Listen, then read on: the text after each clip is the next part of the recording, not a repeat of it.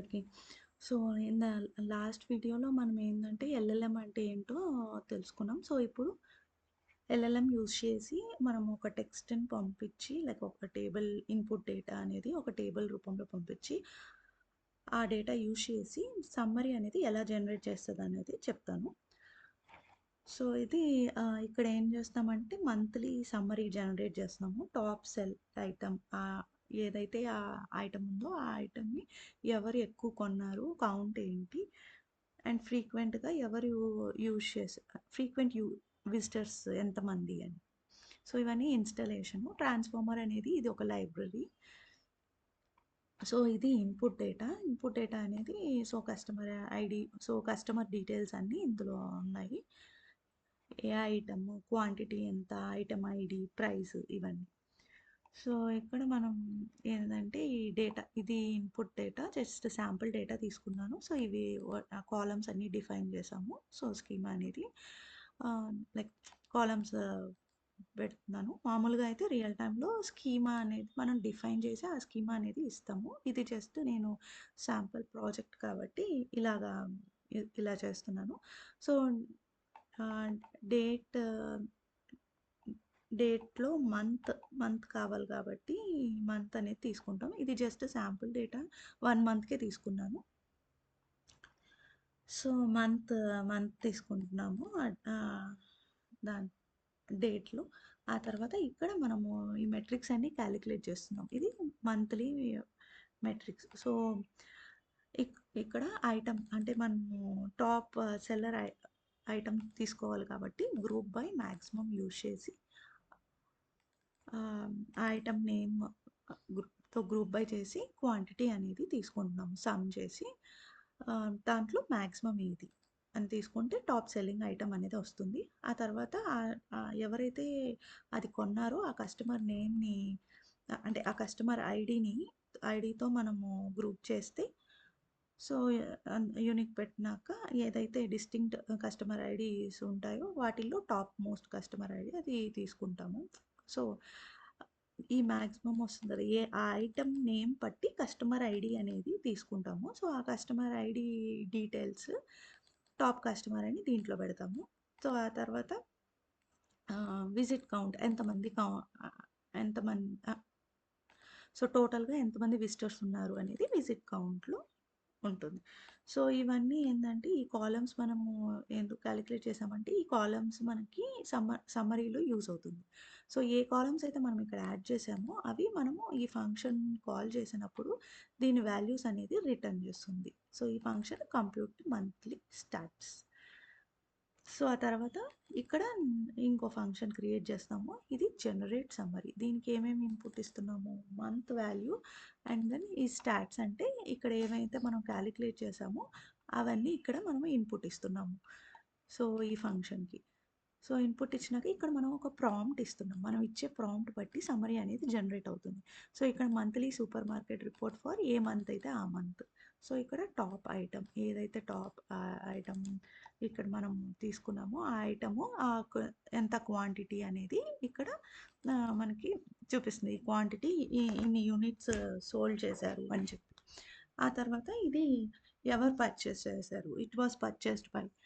So, ఏ customer అయితే మనము అక్కడ రిజల్ట్ వస్తుందో ఆ కస్టమర్ నేమ్. సో, ఆహ్, మోస్ట్ ఫ్రీక్వెంట్ విజిటర్ ఎవరు ఎక్కువ విజిట్ చేశారు. సో, ఎన్ని విజిట్స్ అనేది. So, total in in customer ఎంతమంది కస్టమర్స్ ఉన్నారు అని.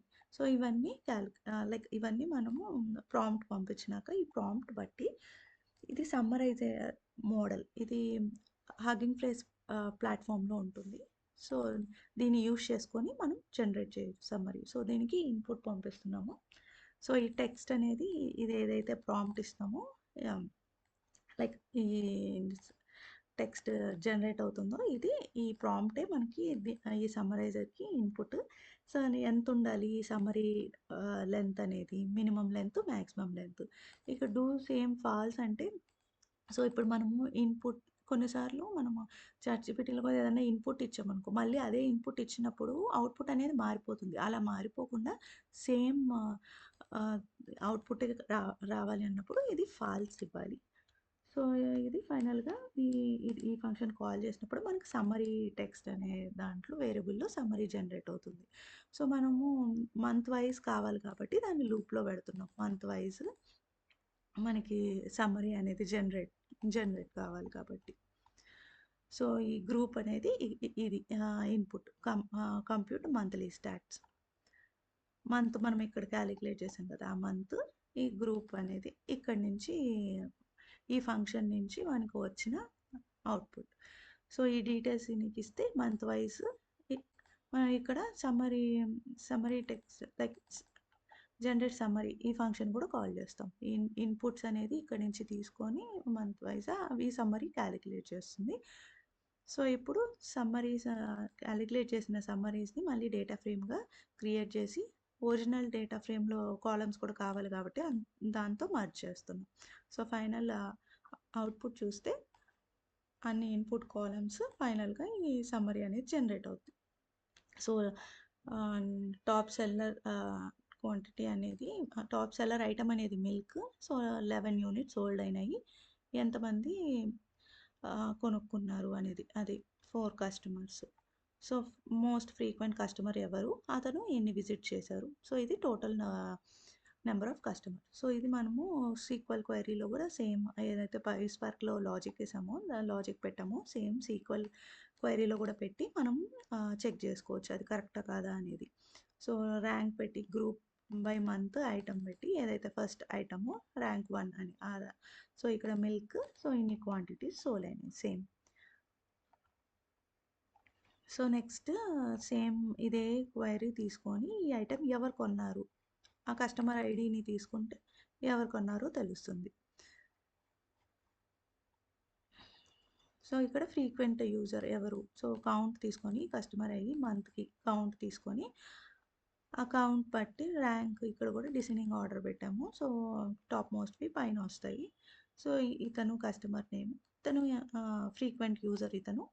సో, ఇతను ఎన్ని విజిట్స్ 4 విజిట్స్ చేశారు. సేమ్. సో, రవి 4 విజిట్ చేశారు. సో, ఇక్కడ టోటల్ యూనిక్ కస్టమర్ అనేది ఇక్కడ డెసిమల్‌లో వస్తుంది. అది మనం ఫార్మాట్ చేసుకోవాలి కరెక్ట్‌గా ఇవన్నీ చూసి రియల్ టైమ్ ప్రాజెక్ట్స్‌లో. సో, ఇక్కడ 5 కస్టమర్స్ టోటల్ ఉన్నారు కాబట్టి సో, అది కూడా క్యాలిక్యులేట్ చేసాం ఇక్కడ. టోటల్ యూనిక్ కస్టమర్ ఈ మంత్‌కి ఈ కస్టమర్ ఐడి డిస్టింక్ట్ కౌంట్ తీసుకుంటే సో, టోటల్ కస్టమర్ అనేది వస్తుంది ఈ మంత్ వైస్. సో, ఇలాగా మీరు ప్రాక్టీస్ చేసుకోవచ్చు. Thank you.